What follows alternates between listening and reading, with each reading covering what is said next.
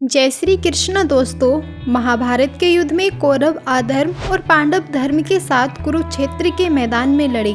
महाभारत युद्ध के दौरान ऐसी कई विशेष घटनाएं घटित हुई जो आज भी लोगों के लिए शिक्षा देने का काम करती हैं। महाभारत युद्ध के मैदान कुरुक्षेत्र से ही गीता उपदेश की उत्पत्ति भी मानी जाती है, जो कि श्री कृष्ण द्वारा अर्जुन को प्राप्त हुआ था। द्वापर युग धर्म की रक्षा के लिए महाभारत का युद्ध लड़ा गया था। कुरुक्षेत्र में लड़े जाने के कारण इसे कुरुक्षेत्र का युद्ध भी कहा जाता है। इस युद्ध की सबसे विशेष बात यह थी कि इसमें भगवान श्री कृष्ण स्वयं अर्जुन के सारथी बने थे।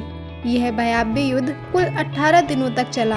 क्या आप जानते हैं कि इसके 18 दिनों तक चलने के पीछे भी एक खास कारण छुपा हुआ है? आज हम आपको इसी विषय में बताने जा रहे हैं कि महाभारत का युद्ध कुल 18 दिनों तक ही क्यों चला। महाभारत युद्ध में 18 की संख्या का अत्यंत महत्व है। ऐसा इसलिए क्योंकि महाभारत ग्रंथ में कुल 18 अध्याय हैं। भगवान श्री कृष्ण ने कुरुक्षेत्र के मैदान में अर्जुन को 18 दिन गीता का ज्ञान दिया था। महाभारत का युद्ध भी 18 दिन तक चला था। यहाँ तक कि इस युद्ध के अंत में कुल 18 लोग ही बचे थे। दरअसल महर्षि वेदव्यास ने गणेश जी की मदद से इस ग्रंथ का निर्माण 18 दिनों में ही किया था। ऐसा माना जाता है कि जब इस ग्रंथ का निर्माण हुआ था तब तक महाभारत युद्ध नहीं हुआ था, बल्कि महर्षि ने अपनी दिव्य दृष्टि से इस युद्ध को पहले ही देखकर रचा था और श्री गणेश ने इसे लिखा था। इसी कारण महाभारत ग्रंथ के 18 अध्याय 18 दिन में लिखे गए थे, यानी कि एक अध्याय एक दिन में और उसी अध्याय के अंतर्गत होने वाली घटनाएं घटित हुई। ऐसे में महाभारत का युद्ध 18 अध्याय के अनुसार 18 दिन तक चला। सरल शब्दों में कहें तो ग्रंथ के जिस अध्याय में जो जो घटनाएं हुई, यह असल में जब युद्ध हुआ था तब भी सब वैसे ही घटित हुआ था और युद्ध 18 दिन तक चला। महाभारत के अंतिम यानी 18वें दिन भीम दुर्योधन की जंघा पर प्रहार करते हैं, जिससे दुर्योधन की मृत्यु हो जाती है और इस प्रकार दुर्योधन की मृत्यु होने से पांडव विजय हो जाते हैं। महाभारत युद्ध का मुख्य कारण दुर्योधन का अहंकार था। वह पांडवों को एक सुई के बराबर भी भूमि देने को तैयार नहीं था। द्रौपदी का दुर्योधन को अंधे का पुत्र कहकर पुकारना भी महाभारत का एक कारण माना जाता है। कौरवों और पांडवों का आपस में जुआ खेलकर द्रौपदी को दांव पर लगाना भी महाभारत के युद्ध का कारण माना जाता है। इस युद्ध के होने में और भी कई कारण मौजूद हैं, जिनमें से द्रौपदी चीरहरण भी एक मुख्य कारण है। कौरवों की महत्वाकांक्षाएं चरम पर पहुंच गई थीं। वह अकेले ही सारा राजपाट हड़प लेना चाहते थे। राजा धृतराष्ट्र पुत्र मोह में इस कदर डूब गए थे कि उन्हें सही गलत भी नजर नहीं आ रहा था। अब जान लेते हैं महाभारत युद्ध के 18 दिनों में किस दिन क्या हुआ था। युद्ध के पहले दिन पांडव पक्ष को भारी हानि हुई थी। विराट नरेश के पुत्र उत्तर और श्वेत को शल्य और भीष्म ने मार दिया था। भीष्म ने पांडवों के कई सैनिकों का वध कर दिया था। ये दिन कौरवों के लिए उत्साह बढ़ाने वाला और पांडव के लिए निराशजनक था। दूसरे दिन पांडवों को अधिक नुकसान नहीं हुआ था। द्रोणाचार्य ने धृष्टद्युम्न को कई बार हराया। भीष्म ने अर्जुन और श्री कृष्ण को कई बार घायल किया। भीम ने हजारों कलिंग और निषाद मार गिराए। अर्जुन ने भीष्म को रोके रखा। तीसरे दिन भीम ने घटोत्कच के साथ मिलकर दुर्योधन की सेना को युद्ध से भगा दिया। इसके बाद भीष्म भीषण संहार मचा देते हैं। श्री कृष्ण अर्जुन को भीष्म वध करने को कहते हैं, लेकिन अर्जुन उत्साह से युद्ध नहीं कर पाते हैं, जिससे श्री कृष्ण स्वयं ही भीष्म को मारने के लिए दौड़ पड़ते हैं। तब अर्जुन भरोसा दिलाते हैं कि वे पूरे उत्साह से युद्ध लड़ेंगे। चौथे दिन कौरवों अर्जुन को रोक नहीं सके। भीम ने कौरव सेना में हाहाकार मचा दिया। दुर्योधन ने अपनी गज सेना भीम को मारने के लिए भेजी, लेकिन घटोत्कच के साथ मिलकर भीम ने उन सबको मार दिया। भीष्म से अर्जुन और भीम का अहंकार युद्ध हुआ। पांचवें दिन भीष्म ने पांडव सेना में खलबली मचा दी। भीष्म को रोकने के लिए अर्जुन और भीम ने उनसे युद्ध किया। सात्विक ने द्रोणाचार्य रोके रखा। भीष्म ने सात्विक को युद्ध से भागने के लिए मजबूर कर दिया। छठे दिन भी दोनों पक्षों के बीच भयंकर युद्ध हुआ। दुर्योधन क्रोधित होता रहा, लेकिन भीष्म उसे आश्वासन देते रहे और पांचाल सेना का संहार कर दिया। सातवें दिन अर्जुन कौरव सेना पर हावी हो जाता है। धृष्टद्युम्न दुर्योधन को युद्ध में हरा देता है। अर्जुन का पुत्र इरावन विंद और अनुविंद को हरा देता है। दिन के अंत में भीष्म पांडव सेना पर हावी हो जाते हैं।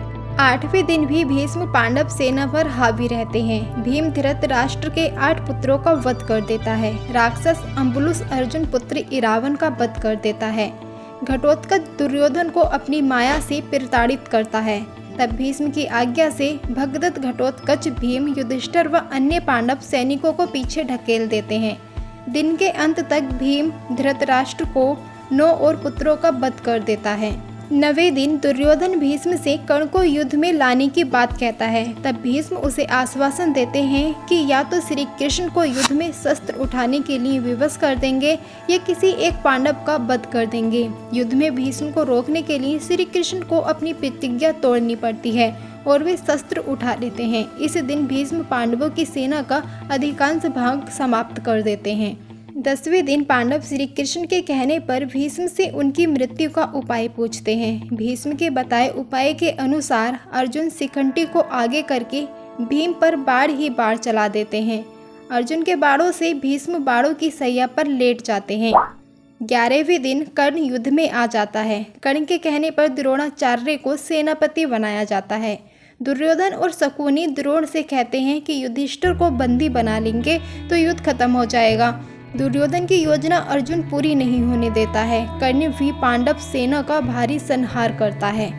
12वें दिन युधिष्ठिर को बंदी बनाने के लिए शकुनी और दुर्योधन अर्जुन को युधिष्ठिर से काफी दूर भेजने में कामयाब हो जाते हैं, लेकिन अर्जुन समय पर पहुंचकर युधिष्ठिर को बंदी बनने से बचा लेते हैं। 13वें दिन दुर्योधन राजा भगदत्त को अर्जुन से युद्ध करने के लिए भेजता है। भगदत्त भीम को हरा देते हैं, अर्जुन के साथ युद्ध करते हैं। श्री कृष्ण भगदत्त के वैष्णवास्त्र को अपने ऊपर लेकर अर्जुन की रक्षा करते हैं। अर्जुन भगदत्त की आंखों की पट्टी तोड़ देता है, जिससे उसे दिखना बंद हो जाता है। अर्जुन इस अवस्था में ही उनका वध कर देता है। इसी दिन द्रोण युधिष्ठिर के लिए चक्रव्यूह रचते हैं, जिसे केवल अभिमन्यु तोड़ना जानता था, लेकिन निकलना नहीं जानता था। युधिष्ठिर भीम आदि को अभिमन्यु के साथ भेजता है, लेकिन चक्रव्यूह के द्वार पर जयद्रथ सभी को रोक देता है। केवल अभिमन्यु ही प्रवेश कर पाता है। वह अकेला ही सभी कौरवों से युद्ध करता है और मारा जाता है। पुत्र अभिमन्यु का अन्यायपूर्ण तरीके से वध हुआ देखकर अर्जुन अगले दिन जयद्रथ वध करने की प्रतिज्ञा ले लेता है और ऐसा न कर पाने पर अग्नि समाधि लेने को कह देता है। 14वें दिन अर्जुन की अग्नि समाधि वाली बात सुनकर कौरव जयद्रथ को बचाने योजना बनाते हैं। द्रोण जयद्रथ को बचाने के लिए उसे सेना के पिछले भाग में छिपा देते हैं, लेकिन श्री कृष्ण द्वारा किए गए सूर्यास्त के कारण जयद्रथ बाहर आ जाता है और अर्जुन और वध कर देता है। इसी दिन द्रोण द्रुपद को विराट को मार देते हैं। 15वें दिन इसी दिन पांडव छल से द्रोणाचार्य को अश्वत्थामा की मृत्यु का विश्वास दिला देते हैं, जिससे निराश हो द्रोण समाधि ले लेते हैं। इस दशा में धृष्टद्युम्न द्रोण का सिर काटकर वध कर देता है। 16वें दिन कर्ण को कौरव सेनापति बनाया जाता है। इस दिन वह पांडव सेना का भयंकर संहार करता है। कर्ण नकुल सहदेव को हरा देता है, लेकिन कुंती को दिए वचन के कारण उन्हें मारता नहीं है। भीम दुशासन का वध कर देता है और उसकी छाती का रक्त पीता है। 17वें दिन कर्ण भीम और युधिष्ठिर को हरा देता है, लेकिन कुंती को दिए वचन के कारण उन्हें मारता नहीं है। युद्ध में कर्ण के रथ का पहिया भूमि में धंस जाता है। तब कर्ण पहिया निकालने के लिए नीचे उतरता है और उसी समय श्री कृष्ण के कहने पर अर्जुन कर्ण का वध कर देते हैं।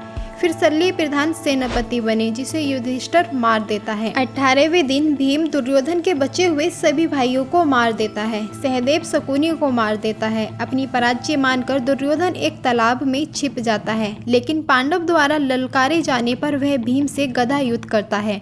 तब भीम छल से दुर्योधन की जंघा पर प्रहार करता है। इससे दुर्योधन की मृत्यु हो जाती है। इस तरह पांडव विजयी होते हैं। दोस्तों, वीडियो में दी गई जानकारी अच्छी लगी है तो वीडियो को एक लाइक जरूर करें और कमेंट में जय श्री कृष्ण अवश्य लिखें और साथ ही चैनल को सब्सक्राइब करके बेल आइकन बटन दबा दें ताकि आने वाली वीडियो सबसे पहले आप तक पहुंच जाए। धन्यवाद। नमस्कार। जय श्री कृष्ण।